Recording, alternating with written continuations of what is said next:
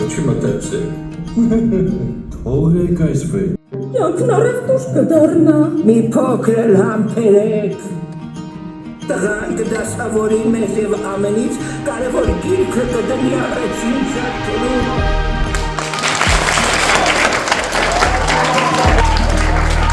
Այս գիրքը շատ տպավորիչ էր եւ ունի կյանքի օրինակներ։ Վստահաբար կարող եմ ասել, որ երեխաների յուրաքանչյուրին դուր եկավ եւ յուրաքանչյուրը կցանկանա ձեռքբերել այս գրքից։